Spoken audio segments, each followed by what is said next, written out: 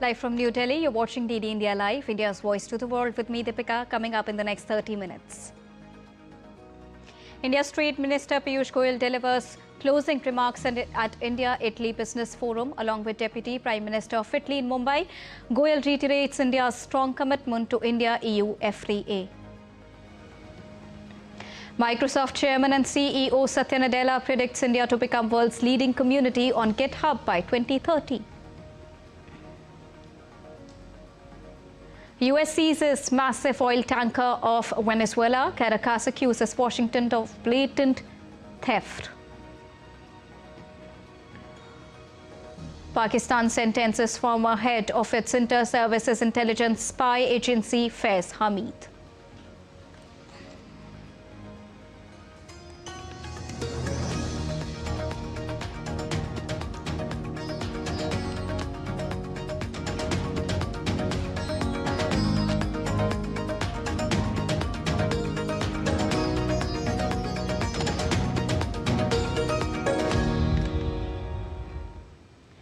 Good evening to all the viewers joining us at this evening broadcast. To begin with the latest, President Draupadi Murmu arrived in Imphal on Thursday for a two-day visit to Manipur. The President was welcomed at the airport by the Governor of Manipur, Ajay Kumar Bhalla, Chief Secretary Puneet Kumar Goyal, as well as the senior army officers and the civil officials. Upon her arrival, the President was accorded a guard of honor.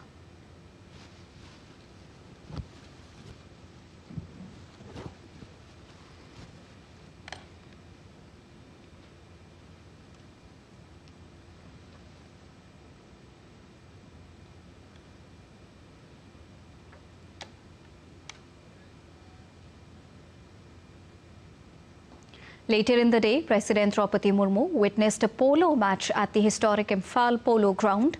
During her visit, the President will inaugurate and lay foundation stone for several development-led projects at the City Convention Centre in Imphal.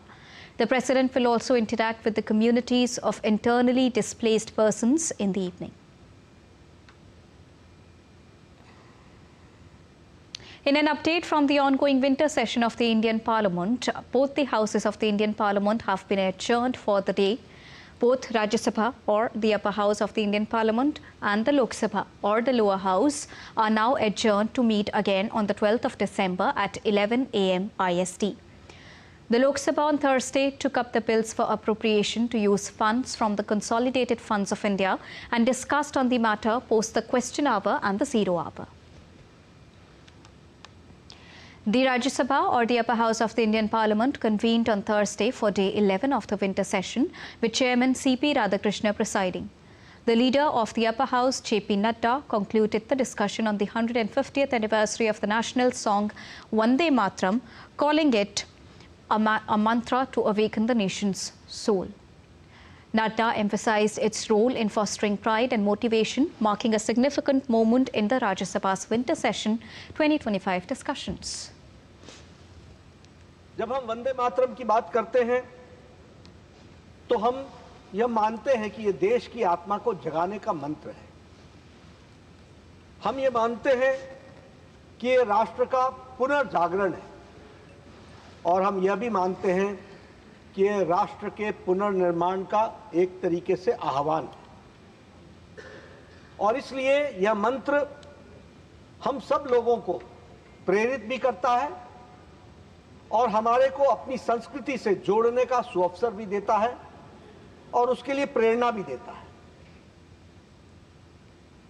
The Rajya Sabha later took up the discussion on electoral reforms in India. The House has allocated 10 hours for the debate, which will be continuing with the discussion on Friday.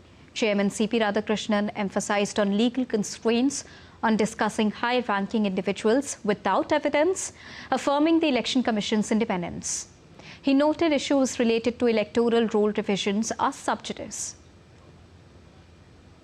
Election Commission of India is an autonomous constitutional authority under Article 324 of the Constitution of India. The matters concerning special intensive revision of electoral rolls in various states are presently sub judice and under adjudication by the Supreme Court of India. At the Italy-India Business Forum held in Mumbai on Thursday, Italy's Deputy Prime Minister Antonio Tajani and India's Union Minister of Commerce and Industry Piyush Goyal jointly emphasized accelerating economic collaborations across key sectors. Union Minister Piyush Goyal spoke about the deep bond shared between the two nations and emphasized close cooperation between India and Italy. It's been great working with you, whether it's to strengthen the strategic partnership between Italy and India, whether it's to cross the EU-India Free Trade Agreement over the finishing line, whether it's to work together for co-designing, co-manufacturing, co-creating business opportunities, whether it's to promote investments between the two countries.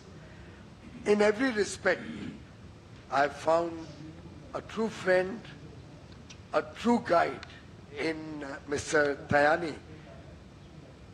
Deputy Prime Minister of Italy, Antonio Tajani, said that he believes in India and wishes to work more with the country. I believe in India. India, in our action plan for trade, our goal is to have a 700 billion euro export before the end of 2027. Italian export is going very well. Now we are the number 4 in the world, and we want to work more with India. Union Minister of New and Renewable Energy, Prasar Joshi, took part in the handover of the fuel cell electric vehicle Toyota Mirai handover in New Delhi. The Toyota Mirai is a unique hydrogen fuel cell electric vehicle that runs on hydrogen, producing only water vapor from its tailpipe, offering a smooth, EV-like drive with quick refueling, akin to gasoline cars, but relies on limited hydrogen infrastructure. An MOU exchange ceremony also took place between National Institute of Solar Energy and Toyota Kirloskar Motor for the pilot project on hydrogen use in the mobility sector.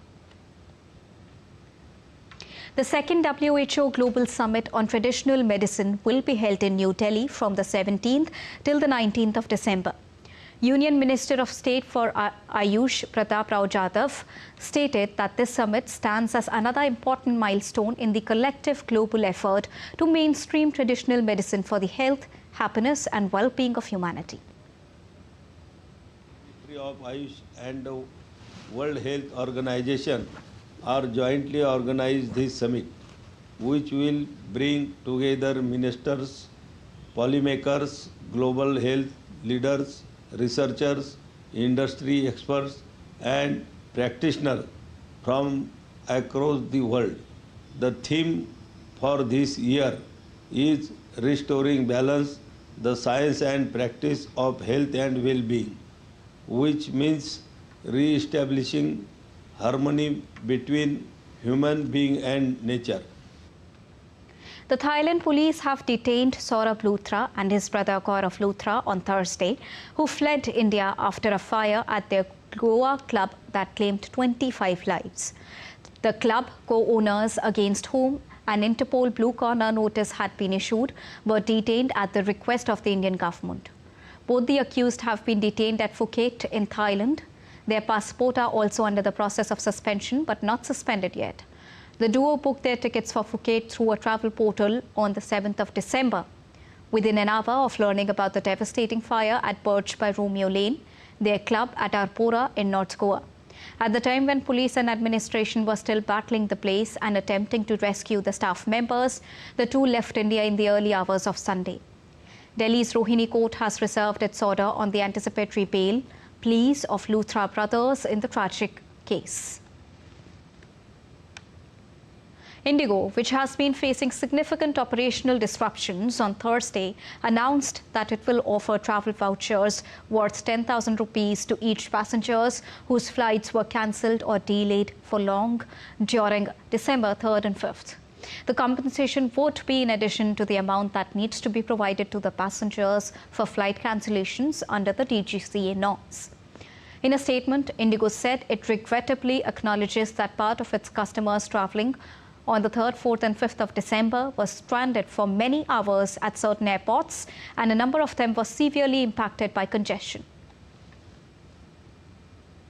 Now, Microsoft Chairman and CEO Satya Nadella has predicted that India will become the world's leading community on GitHub by 2030.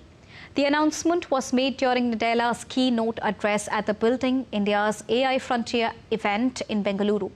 He praised India's contribution to the global developer ecosystem, citing its engagement and the type of projects that are coming out of India. India is slated to become the #1 community in the world with GitHub by 2030. And it's fantastic to see the engagement and the type of projects that are coming out of this place, the contributions from India. Chairperson of Indo-Danish Business Council and former Danish ambassador to India, Freddie Swain, spoke about the importance of India as a potential investment destination. He further highlighted the recent investment coming into India from American tech giants as a sign of India's significance. Take a listen. From 2007 and onwards, I have seen huge investments coming into India. And now they are part of this drive really to build up Viksit Bharat. The most recent announcement about huge investments from the American tech giants is just another sign of how important India is and how important India will be to all of us in the future. India is a place where you have to invest, transfer technology, generate jobs, but also focusing on skilling of thousands of people who will need a better livelihood. A military court in Pakistan has sentenced the former head of Pakistan's inter-services intelligence spy agency, Faiz Hameed, who served during the tenure of jailed former Prime Minister Imran Khan, to 14 years in prison on charges including violation of state secrets and misuse of authority on Thursday. A field general court-martial has convicted former inter-services intelligence chief, Lieutenant General retired Faiz Hameed, on 4 charges that are engaging in political activities, violating the Official Secrets Act, misusing authority and resources, and causing wrongful loss.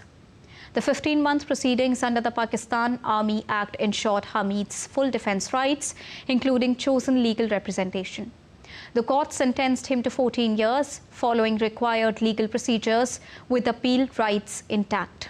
Hameed, a close ally of jailed former Prime Minister Imran Khan since 2023, was detained in 2024 after a Supreme Court probe into the Top City project. Such high-ranking prosecutions are rare in Pakistan.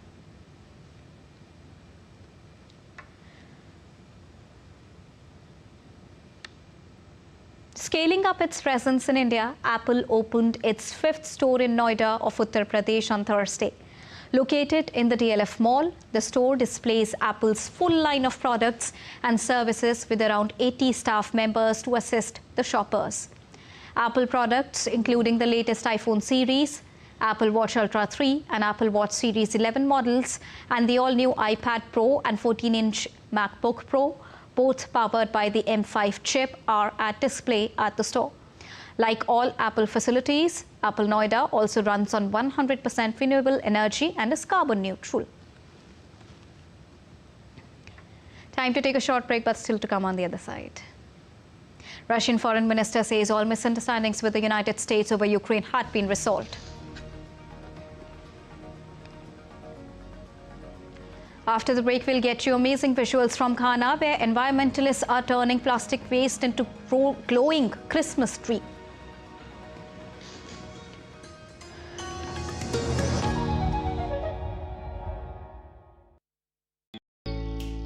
Jharkhand will mesmerize you with majestic nature, rich heritage and colorful culture. Hello. Johar. It fits perfectly. Thank you. Full workout ho gaya. Ready?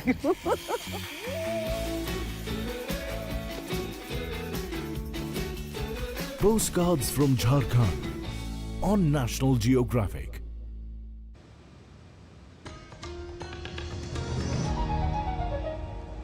Welcome back after that short break. You're watching DD India Live. The United States has seized an oil tanker off the coast of Venezuela. President Donald Trump informed this, ratcheting up tensions with Caracas in a move that also raised oil prices.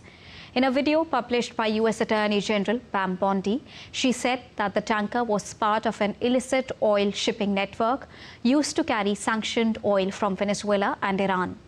A 45-second video posted by Bondi showed 2 helicopters approaching a vessel and armed individuals in camouflage rappelling onto it. It is the first known action against an oil tanker since Trump ordered a massive U.S. military buildup in the region and carried out strikes against suspected drug vessels, operations that have raised concerns among the Democratic lawmakers and legal experts. The U.S. has imposed sanctions on the tanker for what Washington said was involvement in Iranian oil trading when it was called the Odessa. Meanwhile, Venezuela's foreign ministry strongly denounced and condemned the accusation, saying what constitutes blatant theft and an act of international piracy, publicly announced by the President of the United States. Venezuelan opposition leader Maria Corina Machado said on Thursday she was hopeful that her country would become a beacon of hope and democracy as she spoke publicly for the first time since receiving the Nobel Peace Prize. Machado had failed to reach the Norwegian capital in time to receive her award. Very hopeful Venezuela will be free and we will turn a country into a beacon of hope, an opportunity of democracy. And we will welcome not only the Venezuelans that have been forced to flee, but citizens from all over the world that will find a refuge, as Venezuela used to be decades ago. And as I mentioned to you, the force that brought this country, our nation, together was this longing that we want our children back home. And we will not stop until they do that. And we give them a country in which they can live with dignity, with justice, and the responsibility that comes with freedom. Thailand and Cambodia traded accusations of targeting civilians in artillery and rocket attacks on Wednesday, as US President Donald Trump said he would try to intervene to stop the fighting and salvage a ceasefire he brokered earlier this year. Thailand's defense ministry said on Thursday that 9 Thai soldiers have been killed in a reignited border conflict with Cambodia this week. Trump on Wednesday said he was scheduling a phone call for Thursday with Thailand and Cambodia regarding the conflict between the 2 Southeast Asian countries. German Chancellor Friedrich Merz said on Thursday that he expected talks with US officials this weekend on a proposal put forward by the European side for a peace in Ukraine. In a call on Wednesday, Merz said a proposal was made to the US President Donald Trump to finalize the documents together with the American government over the weekend. The leaders of Britain, France and Germany held a call on Wednesday with Trump to discuss Washington's latest peace efforts to the Ukraine conflict. Russian Foreign Minister Sergei Lavrov said on Thursday that all misunderstandings with the United States over Ukraine had been resolved following a meeting earlier this month between President Vladimir Putin and US envoy Steve Witkoff. Lavrov on Thursday said the talks had confirmed mutual understandings reached between the 2 presidents at a summit in Alaska in August. Lavrov added that Russia wants a package of documents agreed to underpin a long-term and sustainable peace deal in Ukraine with security guarantees for all parties involved, reiterating that Russia would not accept Ukraine getting NATO membership.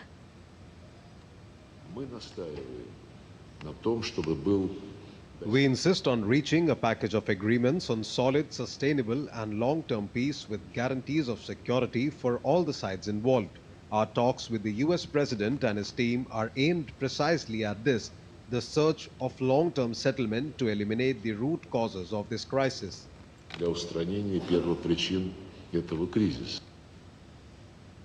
The Kremlin said on Thursday that Russia was interested in attracting additional foreign investment after the reports that the US plan for peace in Ukraine includes proposals to invest in Russian rare earths and energy. In addition, US companies would invest in Russian strategic sectors such as rare earth extraction and oil drilling in the Arctic.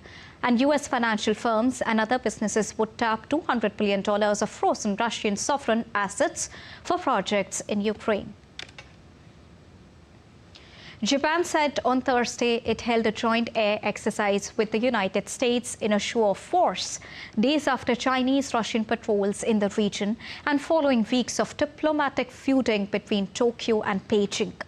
The Japanese Joint Chiefs of Staff said on Wednesday that the exercises with the US Air Force was conducted in an increasingly severe security environment surrounding our country, quote unquote.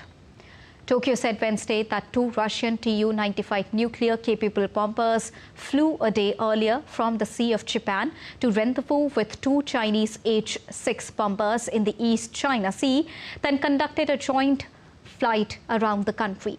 Japan said that it scrambled fighter jets in response. The European Union reached a landmark deal on climate targets, agreeing to slash greenhouse gas emissions by 90% by the year 2040.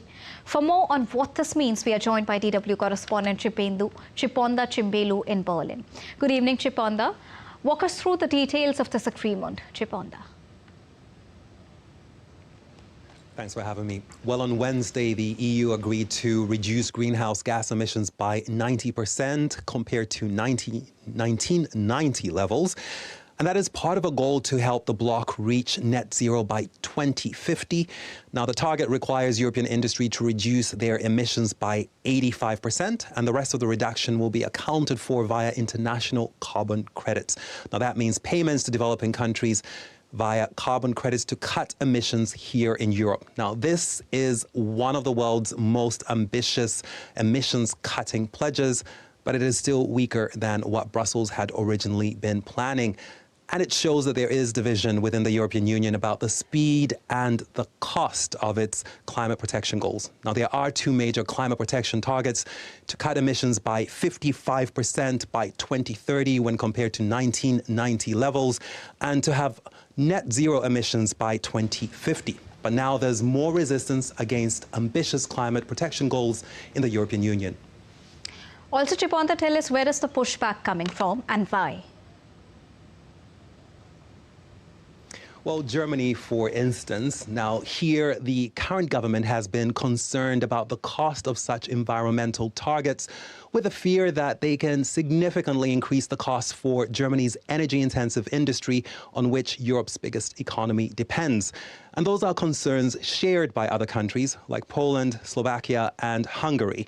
And in another camp, we have countries like Sweden, the Netherlands, and Spain. Now, they are more concerned about extreme weather events due to climate change, like rising sea levels, which would hurt the Netherlands, which is, of course, a low-lying country. Now, Spain has also had droughts that have led to severe water shortages, which have hurt its agriculture. But it's not just about the fears over extreme weather. The countries in this camp also believe that more ambitious climate targets would help encourage green innovation in the EU, and that would, of course, help it catch up and compete with China, where these technologies are heavily subsidized by Beijing. Now, in an effort to balance the interests of these 2 camps, compromise was the answer. All right. Thank you so much, Chiponda, for joining us and getting us the latest on that. Moving on, you're watching DD India Live, and now it's time to get you all the latest from the world of sports, to begin with cricket first. Suryakumar Yadav-led India will take on Aiden Markram's South Africa in the second of the 5-match T20I series on Thursday in Chandigarh. The hosts thumped the visitors by 101 runs in the first T20 international to take 1-0 lead in the ongoing series. India managed to put on a decent total, and with the ball, they bundled out the Proteas for 74. South Africa's biggest worry will be the manner in which their batting collapsed in the 176-run chase. For India, the biggest concern remains the form of skipper Suryakumar Yadav and vice-captain Shubman Gill. The captain has not had a T20 international half-century since October the 12th last year, while Gill failed to breach the landmark in the format since July the 13th last year. The skipper and his deputy will have to set the record straight before India begin their T20I World Cup title defence. In soccer, Nico O'Reilly strike and Erling Haaland's penalty helped Manchester City fight back and beat Real Madrid by 2-1 in a tense Champions League contest at Santiago Bernabeu.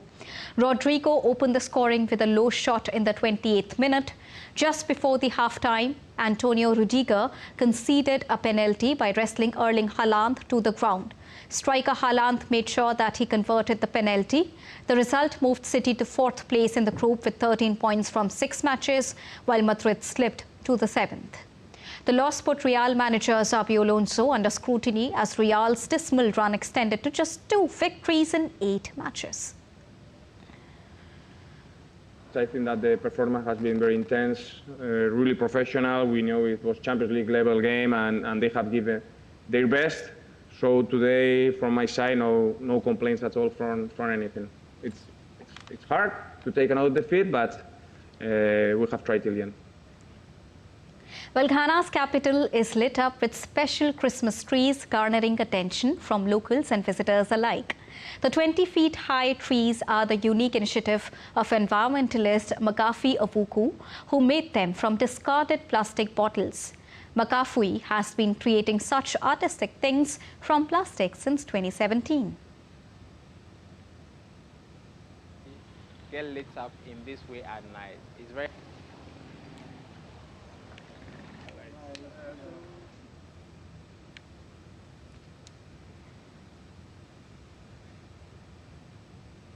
So the world gears up for Christmas. And that's all for this edition of DD India Live. But do let us know your thoughts on the news of the day. For those on the go, you can get all the latest news and updates from India and across the world on the DD India mobile app.